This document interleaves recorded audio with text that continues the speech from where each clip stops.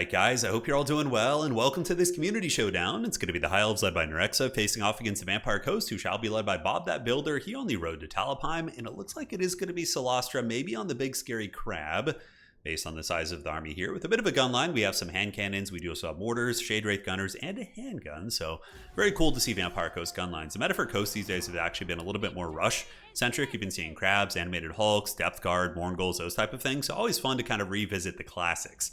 Now for the High Elf army here, it is going to be an Archmage of Light with Shem's Burning Gaze. Not bad. Shem's Burning Gaze is decent here. You can drop some decent magic damage, fire damage on the Vampire Coast, snipe their Vampire Lords or whatever. Go after Morngulls, anything like that. And nets are always good, especially if you do have your own missile fire of your own. So there are going to be a couple archers back here who could certainly benefit from a good net, including some Shadow Warriors. So we got Shadow Warriors, Spearmen, basic archers. So bows have always been very good against Vampire Coast. Like, most of their roster is actually weak against bow, right? Look at all their infantry. Like, no armor, very, very vulnerable, no shields, Morngulls, animated hulks. Crabs are somewhat resilient with their armor, but even still, they do take a bit from focus fire from archers. So overall, that's a very good tech here by old Nerexa, aka Serkia. So here on the ground, we do have two nobles, and it's going to be foot nobles. So this is the tech against the Morngulls, against the crabs, against the more traditional rush. And on the sides, it is going to be a couple Reaver Archers, one on each side. The Elven Vanguard, speedy, going to be using their Vanguard deployment in their reserve move to move up and grab objective number 1 and 3. Now for the build here of old Bob, gotta love it, we have a hand cannon box.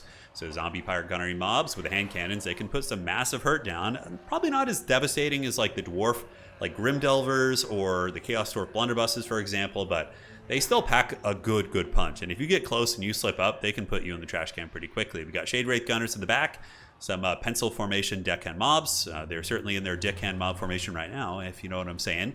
Mortars in the back. Mortars have always been a good counterplay against archers, and we'll see what they can do. Is it going to be Clabrostra? No, it's not Crab Oyster? Yeah, whatever the hell her nickname is these days.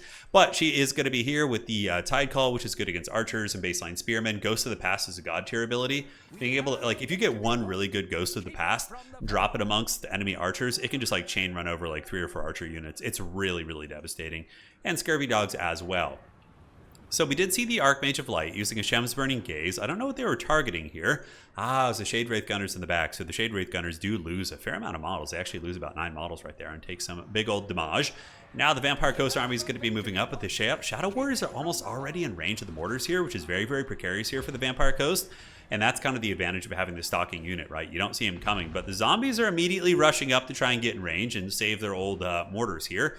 Scurvy Doggo is going to be emerging from the trees. Granted, the Reaver Cavalry can fight them reasonably well, and it looks like that is going to be the reason that Bob is going to be retreating right there. Hand cannon mobs advancing up, and we're going to see what kind of work they can get done. But man, one of these Shadow Warriors getting wrecked by the Shade Wraith Gunners. My goodness, that is some serious damage. Those guys are on the run immediately, and on the backside, we do see a flank coming around. So the Reavers looks like they're going to be trying to push here in the backfield.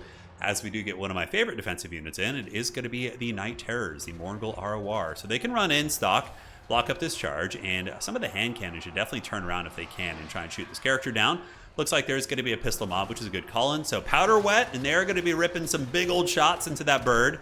The bird's certainly not going to be happy about that, as the Morngulls do force back those Reaver Archers. Now back in the front line, we do have the hand cannons ripping some okay volleys. They are able to shoot into the side of the spears, and also some of the advancing nobles are in the open, and they do have them zeroed in. So the nobles are trying to juke. And are they going to be able to get out of the line of sight? They do. So very good micro by the Elven player, using the Elven agility to avoid that focus fire there. And both of these expensive hand cannon units are going to be taken offline for now, but not before. Man, they melt those Illyrian Reavers. Bob going bananas with these handguns right there. Absolutely disgusting damage. The other one not going to be getting as much of a fortunate turn of events. Hand cannon mob going to be trying to pull away, or hand gunners. Morngulls in the meantime defending the backfield, chasing down Reaver Cav where they can. And somehow the Palpatine Shade Wraith Gunners have returned. Only 14 models, 800 HP, but they're still firing and still doing their thing. Now back up on the center of the battlefield, zombies versus spears. Spears will, of course, eventually win that fight. And we do see the Damned Knights Errant being called in, so the Ghosts of the Past, the fallen Bretonnian Knights, are going to be surging forward, looking for any freebies they can get. And the summon meta is back a little bit in old Total War Warhammer Competitive. We are going to be getting a Rotting Promethean summon on top of the Shadow Warriors here. So those bad boys going to be getting hunted by these foul crabs. Granted, they are going to kite them and not really lose much in the process, but it does take them out of the fight for a short period of time. Chad Wraith Gunner's still going though. Bomber Mob's still stable here, and it looks like the Halberd line is grinding through these Reavers relatively well. The Noble is a foot character. He is anti-large, but these Morngulls are also anti-infantry. So if they continue fighting, I feel as if the Night Terrors would eventually win that fight. We do have the hand cannons being stabilized here. So the big problem for the Vampire Coast is probably going to be trying to grab objectives. Granted, it does look like they were able to grab the side objective with just a single zombie unit that was kind of uncontested there. Up in the sky, we do see the pistol mobs, gunnery mobs, shooting at the Archmage of Light, it looks like. Not the most accurate, but, you know, perhaps they're more accurate in life. They're trying their best here. Tide Call going down here for the old Vampire Coast, triggering the nice slow on them. So maybe slows their advance into the gun line ever so slightly. But Bob's gun line is functional. On the far side, we do see Sirens called in. Sirens are a good mid-game unit. I like to call them out when the game gets a little bit more chaotic. When units are more beat up and tired, their vigor's lower, having that source of terror on the battlefield is quite good. Mortars are bombarding away, and here we are going to be getting the Sirens cruising across and being intercepted by the Rangers. So Rangers, of course, do have that nice bonus versus infantry, but they do not have magic damage, so the Sirens are going to be able to endure this unit relatively well. Although if they do get surrounded and their leadership gets taken down, they'll probably start crumbling, and, you know, a full surround like this might be enough to beat these Sirens. So Coast does have the side objective, still making a bit of a heavy push here for the middle. We do see the Vampire Coast gun line still firing away, you know, point-blank shots. Not bad at all, but these are spearmen, and they do have silver shields, so they're going to be surprisingly durable against this type of focus fire. Sirens on the outside getting sandwiched, and it looks like the Archmage of Light did use a Shem's Burning Gaze on those bad boys. Double Scurvy Doggo being called in. Scurvy Dogs, probably one of the best units on Vampire Coast. Really, really cost-effective hound unit. The fact that they're more or less unbreakable takes away one of the big disadvantages of hound units. Hound units can do really good DPS, actually, against light armor, but the big issue is that they usually run pretty quick to shock damage. But Scurvy Dogs can circumvent that, obviously being undead and very, very scary. And they do feast on those Illyrian Reavers, sending them back to the Shadow Realm. Even potentially an opportunity here to get us around to the Archmage. It looks like the Archmage will be pulling back. The gun unit is going to be sending them running. So we got 3 leadership, 0 leadership. If that Archmage gets broken and sent off here, that is going to be a really, really big one for Bob. Side objective here is owned by the High Elves. Objective number 3 still owned by Vampire Coast, but just barely. Here we have these deck end mobs going to be taken apart by the Reavers, and the Shadow Warriors are going to get that point. So this is getting very precarious for Bob, even though he is pulling ahead on value, and the Elves don't really have any form of healing. That pick on the Lord is very, very nice. If the Archmage runs off the battlefield, that could probably be game blouses, but if it stabilizes, a lot of the value that Bob does have is tied up in that bird. So if it comes back and can still provide magic, that's going to be a big, big win for the old Sterkia here. So another Tide Call going down from Cylostra. She's trying to cause some terror routes where she can on the battlefield. Gunnery mobs, I'm surprised they're still alive at this point in the game. And as we told you guys earlier, the Night Terrors were able to handle that Noble, so the Noble getting slapped up pretty good.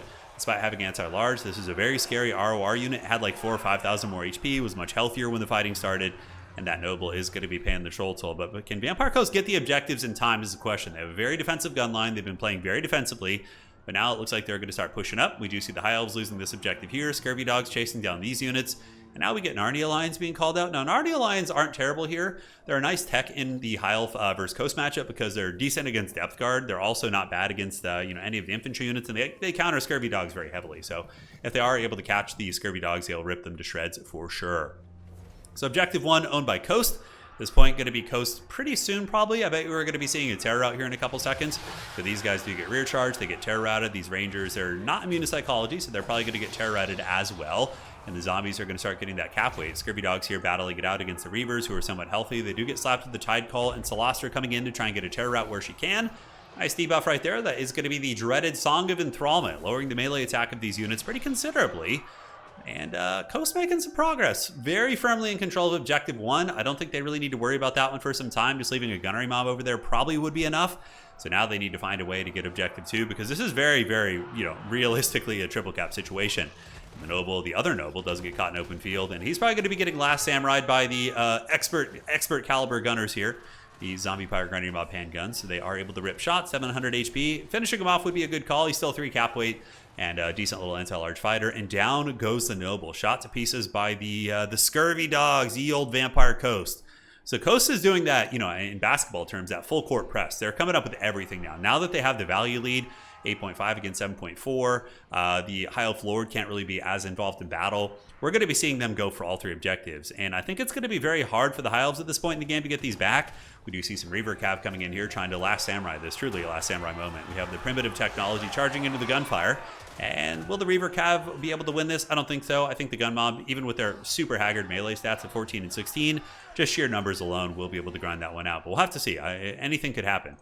Although, this is a nice play here by Serkia, getting the Warlines of Krace and Reavers over there. They could wrestle that point rather quickly. If you're Vampire Coast, the response is probably to send some Morngulls over there, maybe detach a single Halberd unit, and then that would be enough to get that. Middle objective owned by Vampire Coast.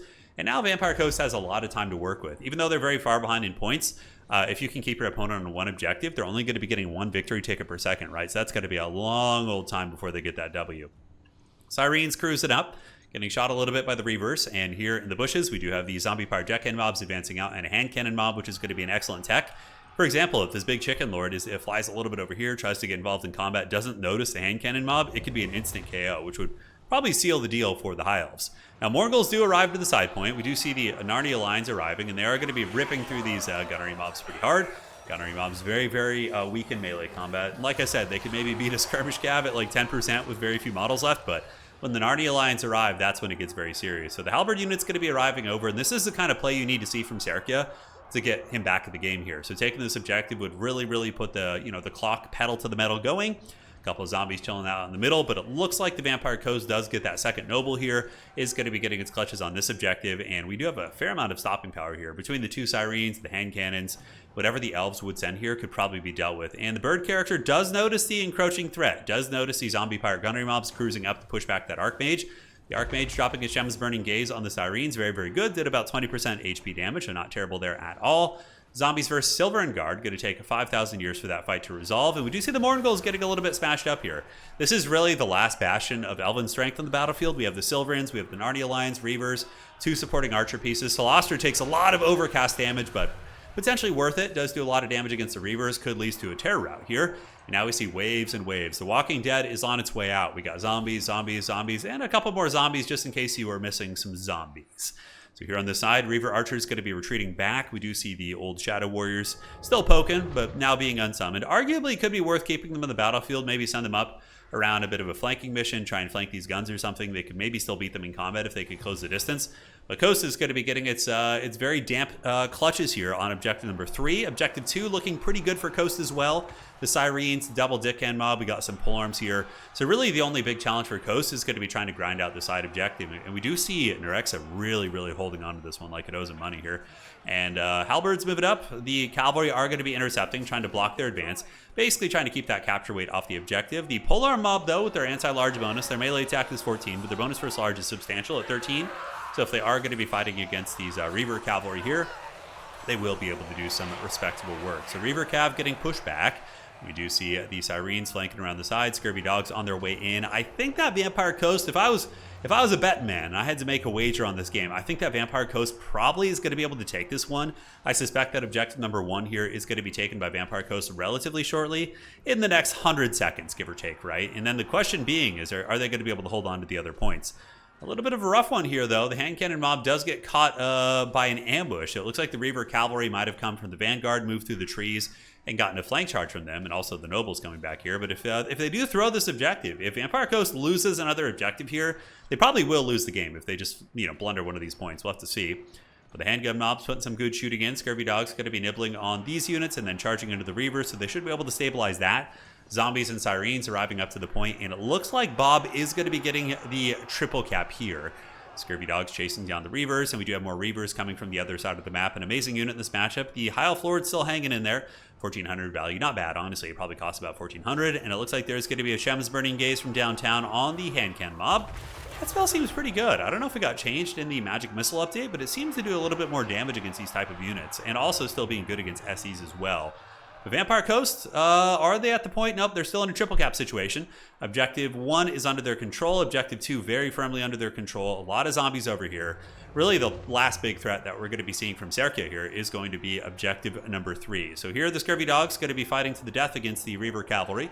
Not a bad idea, and Collins are going to be gunnery mobs, and this is where Syrenes are super clutch, right? Really, really fast, capture weight, they cause terror. In a very late game, tattered, ragtag fight where everybody's damaged, they can terror out things off very easily. But the Elves looks like they're getting a little bit of work done here. Zombies do get back on the objective, which is quite clutch. Vampire Coast going to be coming across with its doggos here. Gunnery mobs advancing up, so these are the bare-bone pistol mobs. But the Elves do have a lot of capture weight here, including a new Shadow Warrior unit, and this is really starting to flip incredibly quickly. Could this be the lifeline here for Serkia? That would be an insane victory a really, really resilient one. They're pretty much even on value. Vampire Coast does have some natural healing on their Mourngulls, but aside from that, not much. So both players are probably, honestly, pretty actually even in value here this game. A whole legion of zombies coming up, as well as the hand cannon mobs. We got more gunnery mobs cruising up here. We do see the Elf Lord. Looks to be scouting in the trees. Uh-oh, takes a big shot. 270, -7.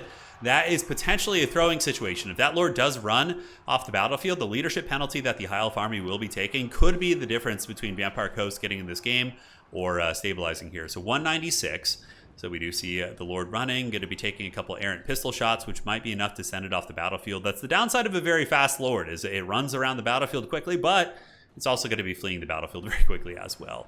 So Song of Enthrallment going down, the cavalry swarming in there, Vampire Coast pushing up as hard as they possibly can.